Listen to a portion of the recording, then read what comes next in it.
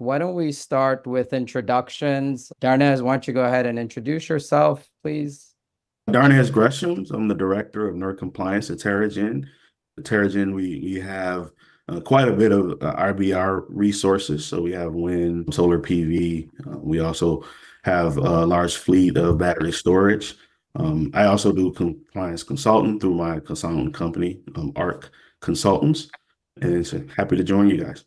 Hi everyone, Ryan Quint. I'm the founder and CEO of Elevate Energy Consulting. We're a energy consulting firm focused on renewables integration, DERs, grid edge technologies, regulatory compliance, some industry coordination, collaboration activities, and research and development. Prior to founding Elevate, I was the director of engineering and security integration at NERC and led most of NERC's IBR related activities.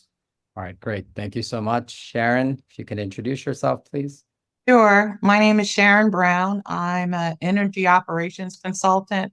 Right now, supporting Merck Pharmaceuticals in several locations. And one of the things that I do for them is I'm working in their utility and energy operations group to basically help with their sustainability efforts and plant operations. And just my past background is in NERC compliance. Specifically, I was NERC compliance director at Ethos Energy, and briefly reliability compliance at Invenergy. Worked in the energy space for many years, but I believe that operations and compliance and EHS and NERC and also sustainability data aggregation is a big piece of that now. So my background is mostly compliance and operations. All right, great. John, how about yourself? Morning or afternoon, my side now. I'm John Hirschney. I'm the Director of Regulatory Compliance for North and South America for Lightsource BP. Currently, I think we're up to 3.9 gig on solar. We're all solar. This is my 26th year in the industry, and all of that was in fossil up until joining Lightsource about 2.5 years ago. So a lot of this is new to me. And I'm so thrilled that IBRs are such a focus of attention after I joined the company. All right, and I'll introduce myself, Amit Patel. So I work for Integ Enterprise Consulting. We do a lot of automation of just compliance. We do a lot of automation now with IBRs, specifically what we're doing with solar for a bunch of clients. And it started with GADs, is that we go right down, we're looking at all the data real time. We figure out, is a compliance event or some other event that's important happening? So for GADs and for real-time outages, we figure out exactly if an inverter is out, why. We pre-fill everything that's needed for the ISO, send it to the ISO. An operator can review. If they don't review, we can automatically send it to the ISO. And something pops up on their screen to say, hey, you have to do X, Y, and Z, call the transmission operator or whatever you need to do. And then we save the data later for compliance. So it basically is the easy button to ensure that anything that's needed for compliance is captured. You're responding exactly the way you need to. There's a whole process for that response based on your company standard operating protocol. And then later, everything's prepackaged for your submissions to the ISO, or in case you get any inquiries, all the data is there. You don't have to do anything. So that's our goal, is we want to be the easy button for all of this as much as possible. All right, I'm going to go ahead and start sharing the presentation. And just let me know if you all can see the presentation. Yes. Yes. All right, Yes, great. So we're going to talk about FERC Order 901 today and how IBR asset owners can comply. Again, we had everybody, Sharon, Darnez, Ryan, Quint, John, thank you very much. There'll be the round table. I will be presenting, but this will be a very much. So a little bit about Integ. We have clients in multiple continents, US, Canada. We also do Europe. We've got some of the largest companies as well as ISOs as our clients. We have also a lot of electric cooperatives, and we're doing a ton of work now in the IBR space. Again, it's all automation and compliance automation. The main product that we have, we're not really going to get into our product. This is more to talk about what's going on, but just this is the main product, NERC and ISO compliance for automation, and we specifically work for generators. The outline today is timeline and requirements for FERC Order 901, impact for generation owners, owner operators, and an action plan to say, hey, what should you be doing? If you, sure, you all are already working on some of this, but if not, what should you be doing? Really, the FERC order came out in 2021, but the thing that really drives the urgency of what's happening is what happened in October 2023, where the FERC order focused on the NERC reliability standards.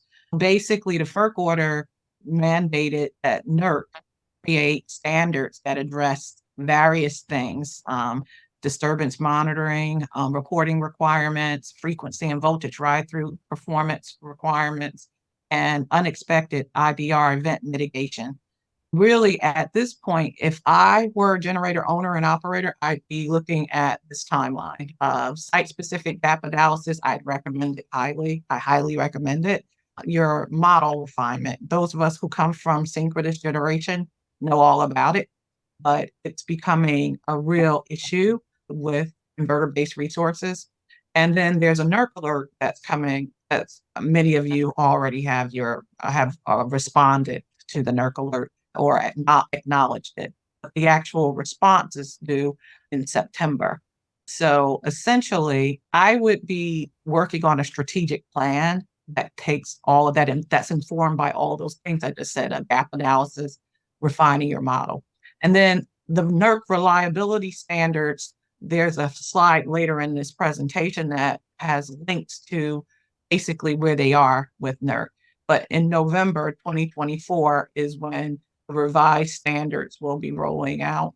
And then I would strongly recommend that if you're in leadership at a generator owner or GOP, generator operator, that you be implementing your strategic plan that you developed, getting it done right now.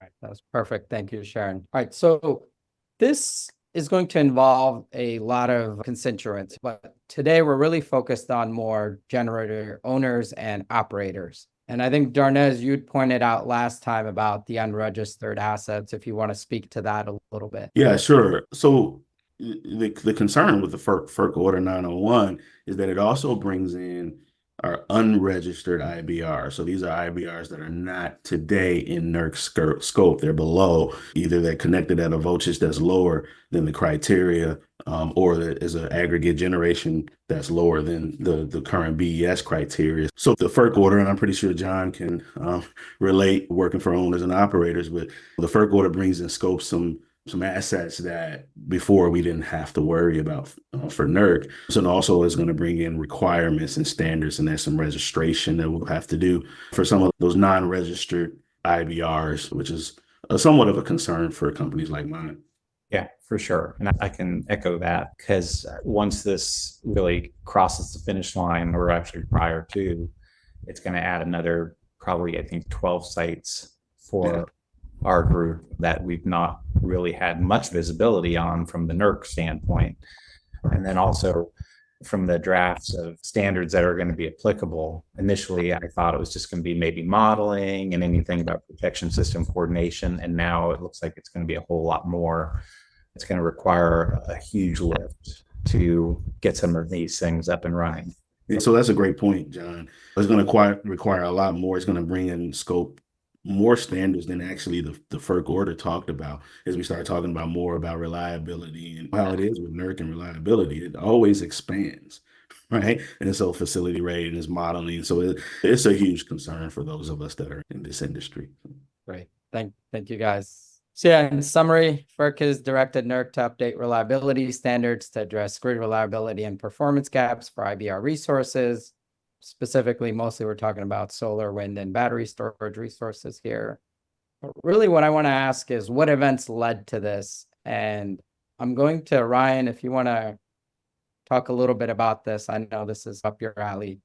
Sure. This whole endeavor dates back to 2016 when the Blue Cup fire disturbance happened and caught the industry on their heels a bit, where we were started integrating more and more IBRs. That was the early uptick of IBR growth, particularly in the California region, and we saw some abnormal performance. And what happened is subsequently many events showed up multiple a year, was initially just in the California region. And so it was touted as a California problem because they have earlier vintage IBRs. So it's not a knock on California. It's just that they had a technology that was implemented early 2010s, late 2000s, early IBR technology. What really caught us off guard was when the Odessa events happened in 21 and 22, where ERCOT had just taken off in terms of IBR integration, particularly solar, and we started seeing the same events in ERCOT, but with brand new inverter technology. And I think that really caught NERC and FERC off guard as well, going, okay, this is not a systemic legacy inverter problem. This is brand new inverters right off the production line having the same types of issues. So that really caused a stir and I think is legitimately concerning for industry at large. And so the renewables community has been working very hard to try to address those challenges. And I think we've come a long way. I think we have a long ways to go. And part of this, I think, is just attributed to the rapid pace of integration that we're going through to meet clean energy targets, right? We're connecting these resources many orders of magnitude faster than we've done in the past with synchronous generators. We used to bring a couple units online within a planning footprint. Now we're bringing dozens and dozens of plants on within 1 year, which is really exciting, but also leaves, from like a human performance perspective, right, leaves a lot of room for issues to arise. And so there's that role of the ERO enterprise to ensure an adequate level of reliability. That's their responsibility, and that's what FERC has directed and mandated. And that sort of we need to raise that adequate level of reliability, but we need to do that in a thoughtful way. That's where some of these standards came from and the events that led up to 901 directives. Sorry, yeah. at your mute. What I see from our clients also is that, yeah, this traditional power plants, you had a lot of resources, right? Now these are all remote operation centers, et cetera. And on top of that, there's just so much data, right? There are times earlier where it was hard to tell whether just one, if you have a ton of inverters out, it was hard to tell, was one inverter out? Now you have to know, and you have to be derated and know all of that. But even that simple level it has been tough for clients just because there's just so much data, and these systems have to be created and brought up even on the software side. But then there's a huge part, I'm sure, on the people and making sure that there's adequate infrastructures for sensors, et cetera. So really, to summarize, there's a failure to adequately recognize and respond to key fault events, right? And a lot of these assets, they tripped instead of riding through, and that's what we want to avoid, basically. So the key items in 901: collect and share better data, perform better, create and continuously update models. Again, Ryan, I don't know if you want to summarize this any better, or I'd love for you to speak a little bit on this. Yeah, no, this covers it pretty well. Yeah, there's 3 tranches. Sharon mentioned that. There's a 2024 deadline, a 2025 deadline, and 2026 deadline. Particularly for generator owner operators, since that's our target audience here today, this first tranche of November 2024 standards development is mainly focused on disturbance monitoring, ride-through performance / data sharing, and performance validation, correcting issues once they're uncovered. The second tranche, 2025, is focusing more on that modeling work. So there's actually 3 standard authorization requests out now for comment that are going to be moving a number of standards projects into pretty significant changes to the NERC standards around modeling, model validation, model quality checks, et cetera. And then the last tranche, which is 2026 timeframe, is mainly on the transmission side around how to use those models for studies in both in the operations and in the planning horizon. Great, thank you. All right, so I think Ryan summarized this, so I'm not going to go into the 3 tranches, but they're in the presentation in case anybody would like more information. So really, a lot of this is going to get into, you're going to have to collect, record, aggregate, and analyze data, right? And it's going to be for faults and ride-through events. And Sharon, I'm going to let you take over if you want to talk through this slide, or do you want me to move to the next slide? You can move to the next one. Thanks, Amit. Yeah. So some basics. You're going to have inverter level oscillograph data no matter what. Right now, a lot of these sites already capture quite a bit of information, if nothing else, because many of these sites, the inverter-based resources are wind and solar in particular, they're usually tethered to a virtual power purchase agreement. So everybody's looking at capacity factors and how these sites perform in that regard because large companies such as NERC that will be a party to a VPP. So they want to know that you're generating the megawatts that you basically promised. And in return, there's financial benefits to the developers and asset owners running these sites and the operators as well. So with that said, there are operational data that I believe should be augmented to what we're currently gathering. Voltage at the point of interconnection, many sites already do that. R2, you have certain things that you have to do to make certain that your site is performing within the voltage bands that you've agreed to. The plant SCADA data that much of it you're already collecting in that regard. The sequence of event recording, that's going to be new to a lot of sites. Synchronized GPS clocks, fault data, inverter fault codes. And those of us who, when you're gathering data, the data collection is how you store it, how you manage it is very important to the compliance personnel, because that data is basically your evidence. And depending on what the requirements are in PRC 28, 29, and 30 that are on the block right now, you may have some additional data gathering requirements, data gathering and data management obligations. And so your NERC evidence is going to consume quite a bit of space, and you're going to need to make certain that sensors and all the devices necessary to capture the data that's pretty much where I fall on data capture. I don't know if anybody else can talk to this, but I think that it's a big component, and one of the things that I think that Integ can be a real benefit to on helping to parse that data and see it and visualize, take the data and have it inform your performance at the sites. Yeah, that's a lot of what we're doing today. And it's coming in drips. For example, even like the inverter fault codes, that we're able to tell when there was a fault and a lot of details, but in certain cases, the codes didn't come through. If the codes don't come through, then it's a lot of work, right? Because if you have lots of resources, you're going to have a ton of little small inverter outages, but you need to know the codes. If you don't do that, what's a manual process, what can be an automated process becomes a horrible manual process, right? Even for NERC GAD reporting, John, you're familiar with that. So you could have thousands of these events in the month, but if you don't have those cause codes, they have to be aggregated. And we do all of the aggregation, but for NERC, you still have to assign the cause code, and you can't just guess, right? So then you have to sift through this data. So we're working at different details. Now we get the inverter fault codes to say, hey, was it frequency? Was it this? And now we're able to map it to the NERC cause codes for GADs. And then we can say, hey, what happened? What was the most prominent cause code based on everything? And then we can automatically assign this. So even the smallest things are really critical. One other too, you just made me think about it, Amit, and that is that because of the data that you're gathering from the inverter, it's typically in the form, you're looking at voltage, current, and frequency waveforms, like the oscilloscope type data. It's not in 15-second intervals and milliseconds. So think about the volume of data that's now being required to be captured, not because you're looking at a performance, purely performance, and now it's regulatory. It may be that you have these mandates to gather this large volume of data, and again, in milliseconds as opposed to 1 second or 10-second intervals. So that's a lot of data.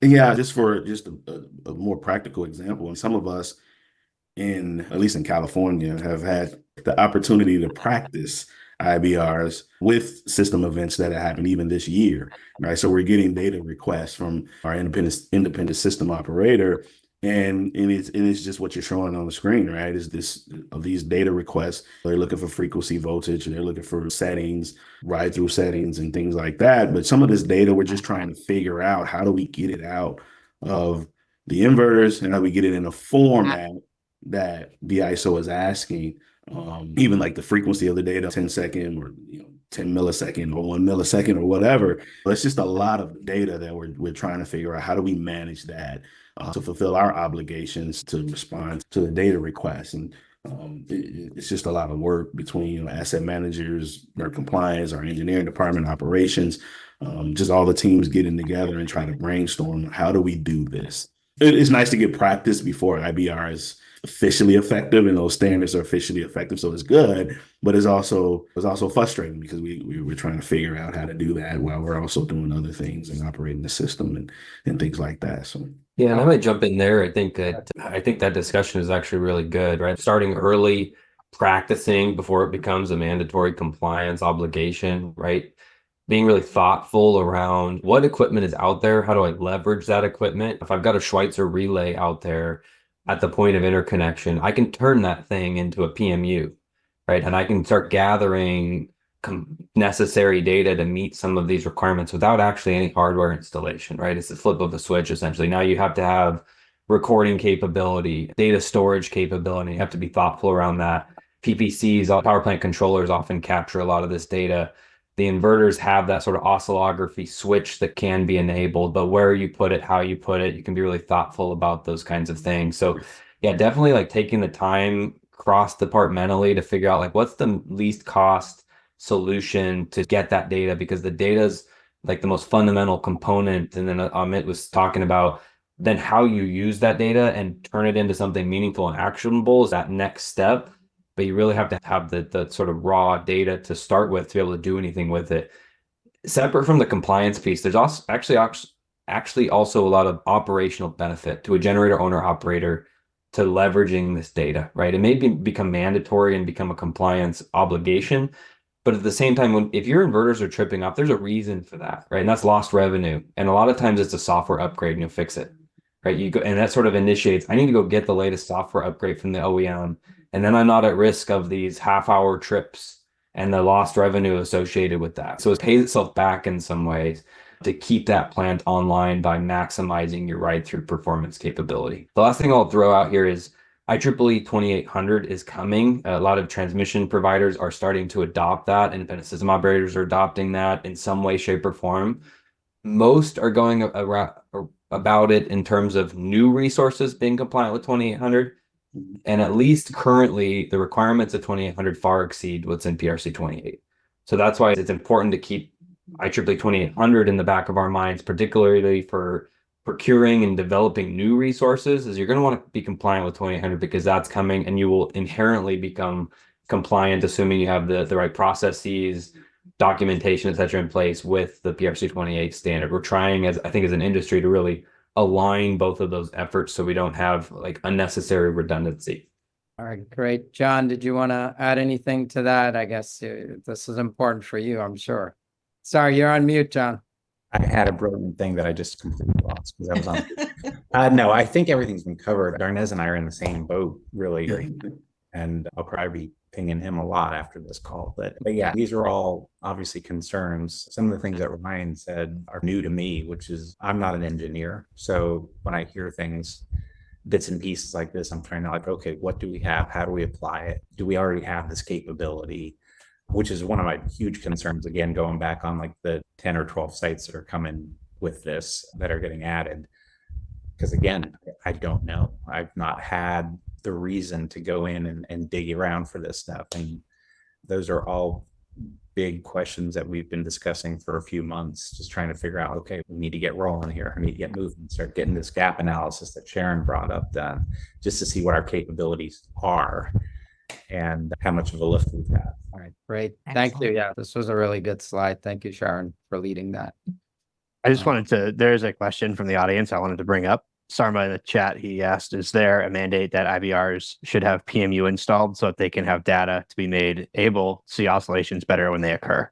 Ryan, you want to take that? Yeah, I just dropped an answer to that in the chat. Hi, NDR. Yeah, so the standards are requiring the data be available, sort of the data capturing be available, and that you have the data when necessary.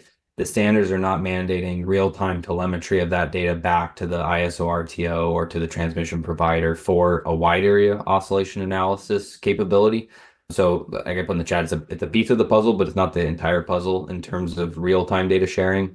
but we will be able to do, we collectively as an industry, I think we'll be able to do better post-event forensic analysis because the data will be available to then piece together. It will be time synchronized, right? So there's a lot we can do with it, but it's not focused on, these standards are not focused on real-time data sharing from this perspective. Great, thank you. All right, so yeah, it was a good question. So there will be additional data sharing with the grid operators. There's not a ton of detail on exactly what's going to be required, but just this is going to be coming up. And we're already seeing it in certain ISOs where you're required, for example, on certain IBRs, the limits need to be going to 5 minutes now, and they want better forecasting of those types of limits. So we'll be seeing a lot more of that. But yeah, the next section now, we're going to go into what the reliability standards are and, what you should be focusing on. So again, we've got about 4 slides, Ryan. I think these are mostly, you'll walk through them, and please, anybody else can chime in, but I'm guessing you're likely the resident expert here on this. So please take it away. Sure. Yeah. The subsequent slides are going to talk about the 3 standards that are under development right now. I think it's worth highlighting, just stepping back from this slide. There's a level 2 NERC alert out right now. All generator owners are required to acknowledge it. Sharon mentioned that. And then there's a first week of September deadline associated with that. And that alert is really focused on gathering all registered BES IBR models and modeling information so that NERC has issued recommendations, but part of a level 2 alert is this mandatory data reporting back to NERC. And they're going to be doing an assessment of what's been stated in past alerts, what's been stated in this alert, what's been changed, our recommendations being adhered to, and then are your models that you're supplying matching the data that you're providing from what's inside your facility. So there's a lot of checks and balances that can happen with that data sharing that's now been mandated for the regulator to go in and say, are your models accurate? There's been a notable concern that the models are not as accurate as they need to be. And for folks that don't work with the modeling, within the modeling space, the way I like to explain it is it's a highly technical, highly specialized topic. It makes people's eye roll in the back of their head, but the people that use these models are the ones that are making multi-billion-dollar transmission investment decisions, and they're making real-time system operating limit decisions on a daily basis. So the accuracy of these models is highly important for a reliable grid. They're used to run our studies, and our studies are used to make every decision we make on the power system. And so it is a fundamentally critical piece, albeit very technical. It's been overlooked, I think, for many years. And I'd say a half a decade ago, it started getting quite a bit of attention because these large events would happen. The senior executive, C-suite executives are asked that really thoughtful question of, how did this happen? Why did this happen? And it's a very good question. It's also a very hard question to answer. And when you trace it back, it's not, hey, these resources tripped on some frequency measurement thing. It's that frequency measurement thing was never modeled in the simulations, so it was never understood ahead of time. And so we have these resources out there operating in a way that we didn't know ahead of time. And FERC will call that, I'm not speaking on behalf of FERC, but they'll call that sort of an unstudied operating state, which is a huge giant no in their book, right? We avoid operating in an unknown operating state as a requirement, right? So a lot of what's happening is trying to shore up some of those challenges. We have a lot of work to do, I think, collectively as an industry, all sides, all parties involved. So if you want to go to the next slide, I could briefly cover some of the standards revisions that are underway. So PRC 28, we've talked about some of this stuff, particularly this one, but PRC 28 is the disturbance monitoring standard. And we just went through that last slide that Sharon covered on the types of data that will be required. Because fundamentally, we go in when an event happens, whether you're a generator owner operator, a transmission provider, ISO, RTO, the regulator, consultants, to understand what happened in the facility, you've got to have data. And without that data, you can't tell what happened and how we would go in and fix that problem. We already covered all that sort of necessary data. The one important thing is they're bifurcating PRC2 and PRC 28. And so PRC2 will become disturbance monitoring for synchronous generators. PRC 28 is disturbance monitoring for IBR facilities specifically.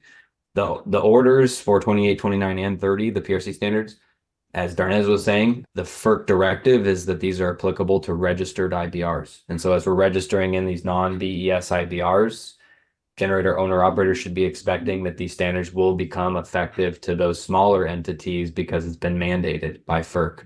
The current drafting team is taking some relatively roundabout ways of doing that, but the directive is there that these standards will be applicable to those smaller entities. So it's something to keep in mind as you're going through that registration activity for all three of these standards.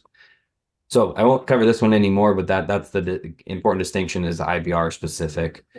Hey, Ryan, just a Yeah. quick question. Yeah. So what is the due date for for registering your unregistered IBRs? Is that next year or mid next year? I don't know off the top of my head. I know that they put in rules of procedures revisions. That's the process for NERC to say, here's our new category 2 GOP. That rules of procedure revision is, I think, near complete or complete. And then the next phase is going out and registering all of those assets, right? So the regions have to go out, do some outreach and say, hey, you may not know what NERC is. You're a 20 MVA facility. You're non-BES. You've had no, NERC is irrelevant to you in the past. Now you need to know what NERC and the regions are. So they've got to go find all those assets and bring those assets into the fold, educate them, particularly those entities that maybe are currently non-BES. Entirely, they don't have a clue what NERC is. A lot of the assets are smaller, owned by entities that have some BES facilities, so there's some familiarity, but a lot of work to do. And then that last step is determine what are standards applicability. What future standards will become applicable to these new resources. They're still in the rules or procedure changes into the sort of bringing the entities into the fold process. So I think the timeline is 2020. Don't quote me on that, but there's a link that said that these slides are going to become available to the participants of the webinar, and there are links, and if you can actually click on them and take a look at the NERC timelines and the red lines of the actual standards. Obviously, they're not issued yet, but one of the other things that NERC, Ryan, you might know more about this since you worked at NERC previously, but they're doing a real big push towards out to reach those IBR, the smaller sites that are not used to being part of the regulated community. So they're doing a big outreach push, and it's over years, not just months. Also, additionally, I was registering a site recently under the traditional registration criteria, and the director of registration called me and for this region and said, hey, thanks for all the information on this site. What can you tell me about sites A, B, C, D, E, F, all the way, like 9 sites? He goes, yeah, they're definitely going to be, they've got a game plan already. It's just not formalized yet, but yeah, they're well aware. Yeah, you have to track down the entity, but the information's available. EIA 860 data. You go and download the zip file of EIA 860 data. You can see every plant that exists in the US and its location and everything. So there's a data set to start from. Now they've got to find who these entities are, and that's where they're challenged, I think, currently to go find them, connect with them, and bring them in. I see a lot of comments in the chat. Is there anything we need to address? Yeah, so I see that, let me just scroll back up to the top. Sarma asked another question here. Looks like maybe Paul has answered potentially that question, but do we currently have models in place to indicate that, and it's supposed to be contingency analysis? Yeah, study a contingency/event would cause oscillations in the system. I think oscillations are a dynamic analysis, right? Not a contingency analysis. So if we're doing transient stability studies in PSSE or PSLF or something, what I can speak to is, some oscillations are identifiable with those types of tools, some aren't. We've had some, for those folks that have facilities out in the West, we've had some very large multi-100 megawatt oscillations here recently, which are very scary, frankly. Right. So one plant in the desert Southwest starts oscillating 300 megawatts, and it causes Alberta to start swinging like the tail of the dog, starts shaking violently. That's very concerning. Had to do with IBR commissioning practices and how the resource was brought online, its measurement quantities, all those types of things. That's getting a lot of attention right now, is what I can say. Ideally, we would be able to pick them up in studies.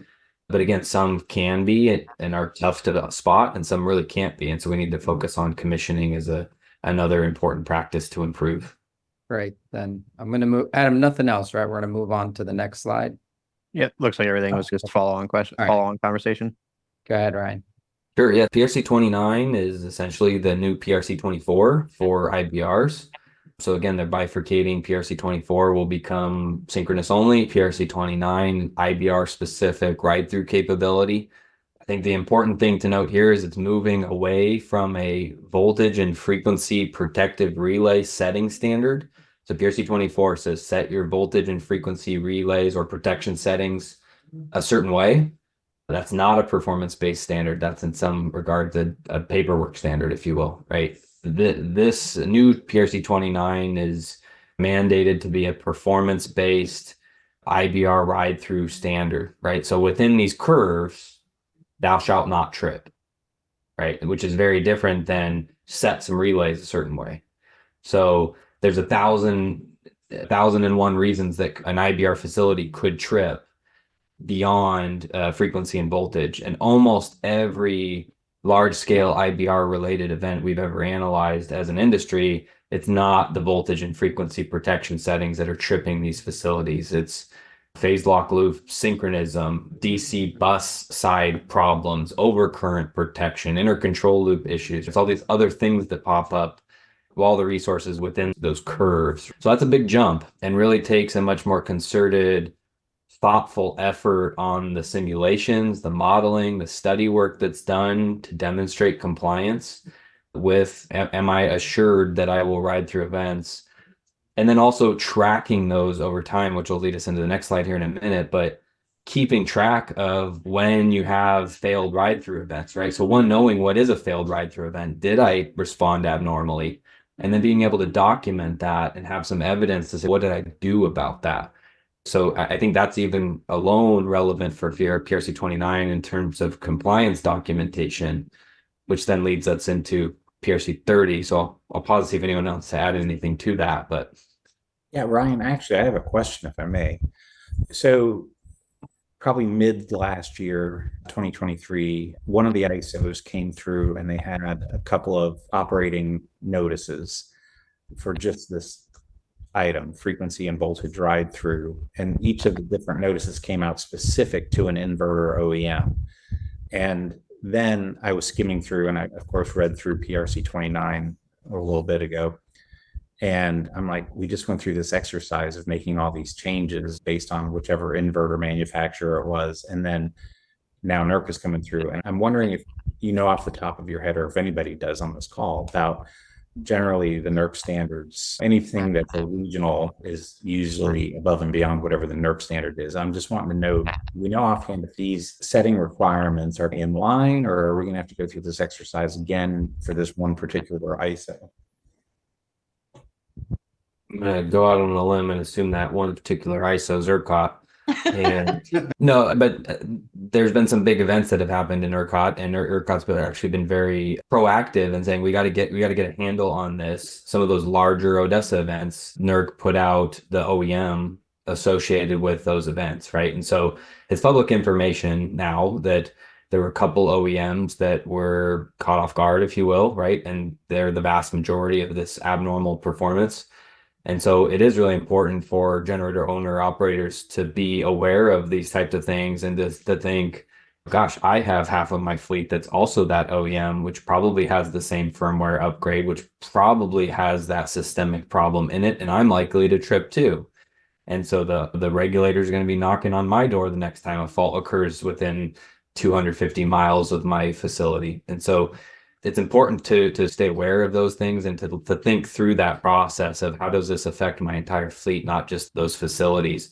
PRC 29 is in flux, I will say. It doesn't necessarily presently align with IEEE 2800, the de facto design standard for IBRs moving forward, particularly on the frequency ride through. It's much more excessive than IEEE 2800. So maybe that's why it's receiving 25% approval rating.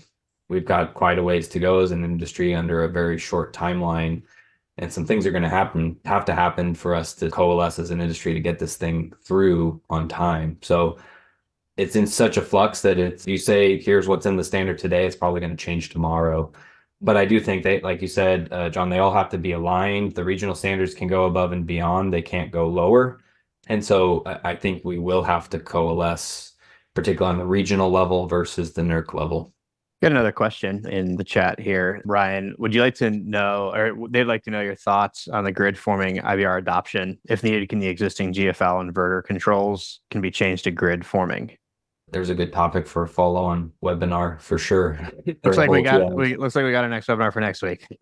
So yeah, sorry.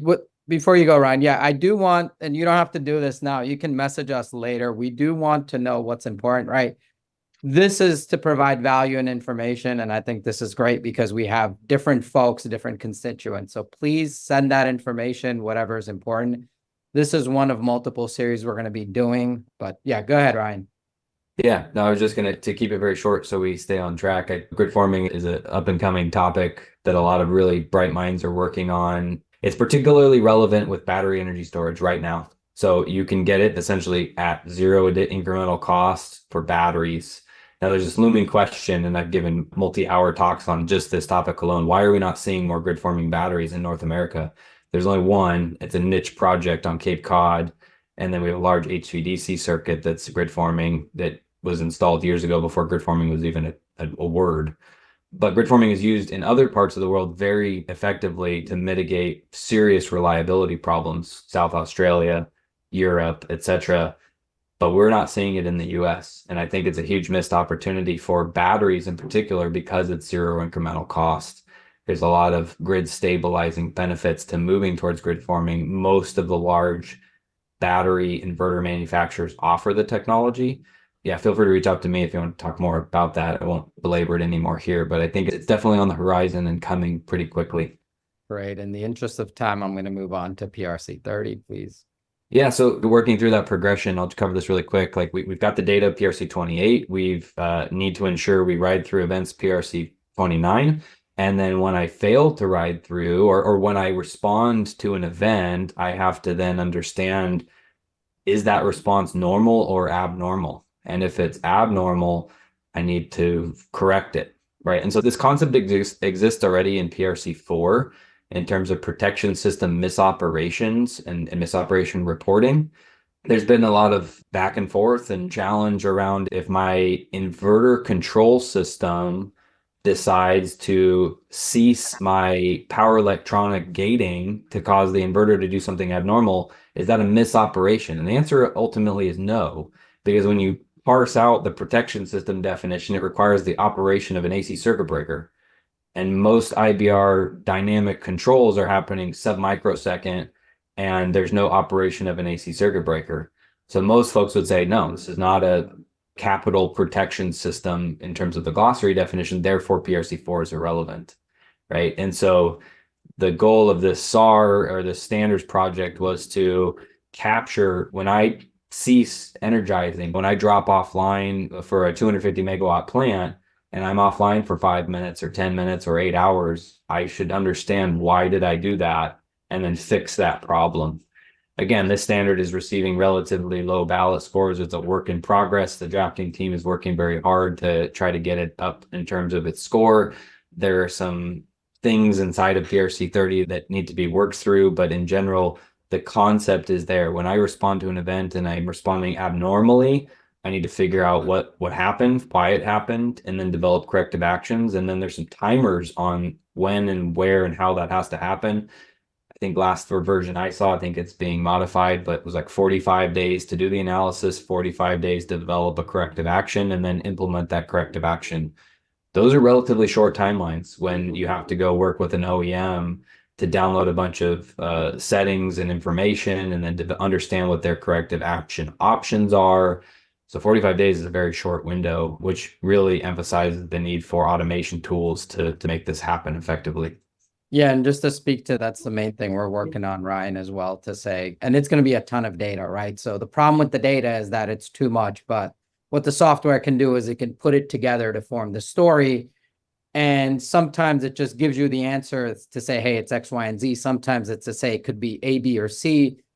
A human has to look at it, but it will still take away 90 to 95% of the work that's required. And it, frankly, it just can't be done without the automation. So this is some interesting stuff that it's going to be the PRC for all those other things on steroids when you're going to have to do this. All right, so we are running low on time because we had some excellent discussions, but we'll mostly leave this. You can request a copy of this, but there's a process. We're saying, hey, how do you solve this? Identify the gaps, document the requirements, and then implement the solutions, right? Data collection, infrastructure, processes for the gaps, requirements, modeling, planning, etc. And then for implementation, you may need infrastructure, people, and processes, and some sort of automated collection and processing systems. We won't go too much into it, unfortunately, but you'll be able to look at these slides for data collection, frequency deviations, voltage fluctuations, dynamic behavior, fault through ride performance, harmonic disturbance, grid interaction, protection coordination, and data synchronization. Anything, Sharon, add real quick? I think that's great. One of the things, though, I got a question from Keyshawn Bacchus. The sustainability folks are interested in how these sites perform. I know that people are like, why would the sustainability folks be interested in these types of things? When you do a virtual power purchase agreement with an asset, with a company, a generation asset, there's a lot of obligations on the line. Companies are basing their sustainability goals and objectives on some of these VPPA. So he just asked, I'm going to read it. And Keyshawn is vice president of sustainability with a major insurance company here in the States. And before that, he was the director of sustainability at FIS, negotiating the VPPAs. And this is the wrinkle too. It's not just regulatory, that the end users or not so much the VPPAs, they're not necessarily using the megawatts there, but they're basically how they work. They're virtual power purchase agreements. There's going to be a movement, and it's happening already, where performance of generation assets, particularly renewables, because of their implications in the sustainability arenas and companies connecting their ESG sustainability goals to these site performances. So there's another layer of why this is important. It's important because some of the monies that come through to the sites to get built are being done because with these VPPAs, and they have to perform a certain way so that they can check those boxes on their sustainability metrics, these companies.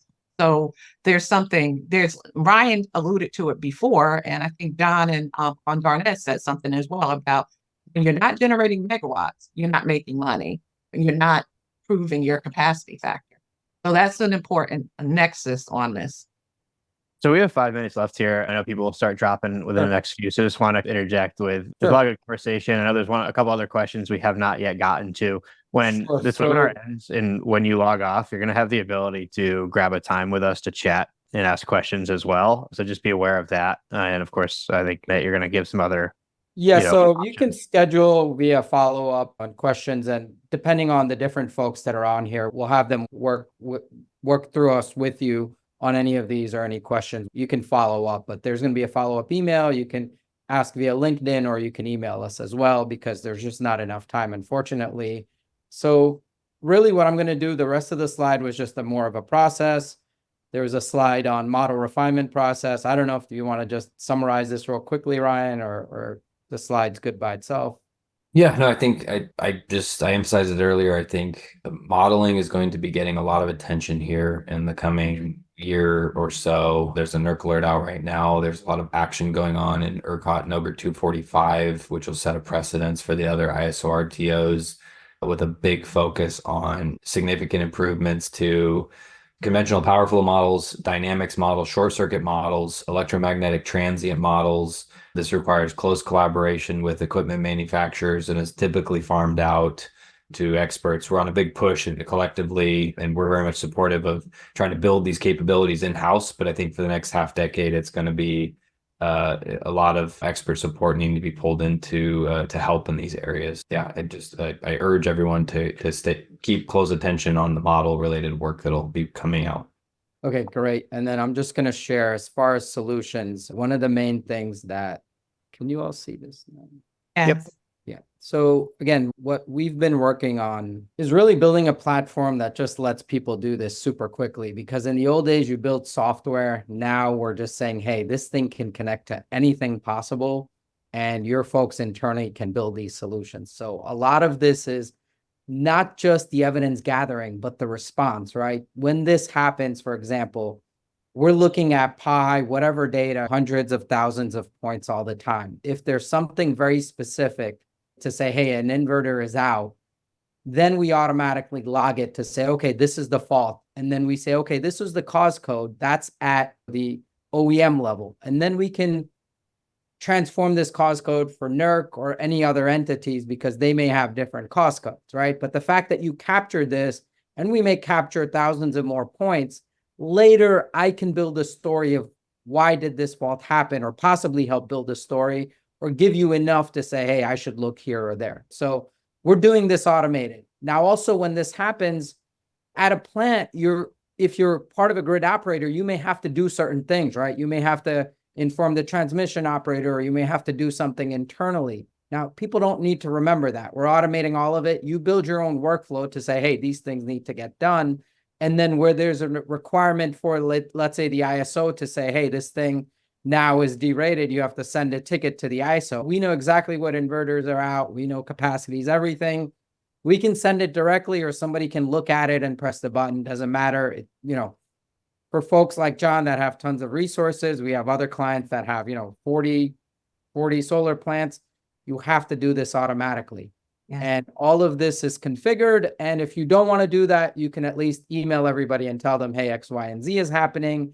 And then later we capture everything for compliance to say, hey, were you out of violation? Were you not? And whether it's for compliance, whether it's submission into a portal, or for inquiries later, everything is captured and the system automates a lot of this for you. So that's the last part of the puzzle that I want to put together. And we're still learning and working and improving as we go. So go ahead. Who is this John that has tons of resources? Never have enough, John. So yeah, thank you, everyone. Adam, any other questions? Yeah, like I said, if anybody has questions or want to follow up, we will be providing complimentary sessions. They're 1-hour sessions. We can't really offer much more, but we can answer your questions and help you, and we'll bring in the proper folks from this, Darnez, Sharon, as well as Ryan, Dr. Ryan Quint with Elevate. So please contact us through any one of those methods. And Adam, any other questions? There is one question. I don't know if they're still in here. However, let's go. Let me take a look. Vishal asked, as the IBR tripping are found to be beyond frequency and voltage ride-through protection settings, how does testing of these IBRs evolve to capture PLL issues, DC link protection issues during ride-through tests? Does anybody want to take that, or is that a clear question? Can you ask the question one more time? I'm sorry. Yeah, I'll drop it in the chat because it'll just be a little easier for you to see it. It's just way up in the chat. So let me find it again. Check that out. It should be the most recent chat there. And Vishal is still on, so get your question answered. Yeah, so IEEE 2800, like I mentioned earlier, is that's the performance standard for IBR's capability and performance standard moving forward. There's also DOT2. So DOT2 is the testing and verification requirements that would go along with how to demonstrate conformity to that standard. A lot of this is those obligations to demonstrate, do I meet 2800, will be put on the generator owner, operator / developer to say, yes, I built a plant that's designed to be able to do X, Y, Z. But a lot of the ability to be able to say, yes, I can do that comes from the OEMs, right? The equipment manufacturers, the inverter manufacturer, the power plant controller manufacturer, etc. Things like, can your inverter survive a certain bump in terms of how hard you hit it electrically and the stability of that phase lock loop, right? You got to get that straight from the OEM. Like, they need to attest that their product meets a certain performance. Same thing with DC performance issues, protection settings. A lot of that is under the hood, if you will. You open up a modern car, you can't really see what's under that thing. You need to go to the manufacturer, and it's the same thing with inverters these days, right? So a lot more attestations will be needed from the various component suppliers to say, yes, our product meets that performance and can fulfill the obligations of 2800. So that's how that testing and verification will roll out over time, over the next couple of years, which then just implicitly helps you demonstrate compliance with a lot of these standards. I truly think that 2800 adoption and conformity assessments to 2800 are going to be much more severe or time consuming or intensive than a lot of these NERC standards that are being put out here in the near future. A lot of attention on 2800 if you're at GOP today. All right. Excellent. Then we're going to wrap this up again. We'll send this deck to everybody. If you have follow-up questions, we will provide a complimentary 1-hour session, and this will have information about the speakers. We have Dr. Ryan Quint. He's with Elevate. These are his areas of expertise. We've got Sharon. These are her areas of expertise, or compliance, power generation, operations, and management. And we've got Darnez as well. He works for TerraGen, but he also does consulting as well. So on NERC compliance and in these various areas. And John, I don't know if you have anything you want me to add about yourself. So Now I've got to go talk to my tons of resources now. okay. We should share that John, I've worked with John and Darnez before, and they're great guys. They're super intelligent. And John is a new father. So thank you, John, for joining. I know how Yeah, I know. Waylon It's are. probably difficult, so we appreciate it. So I think we're going to wrap up. Thank you, everyone. John, Darnez, Ryan, Sharon, we really appreciate it. This was great. Ryan, exceptional. Thank you. Great. Take care, everyone. Thank you. Thank Take you. care.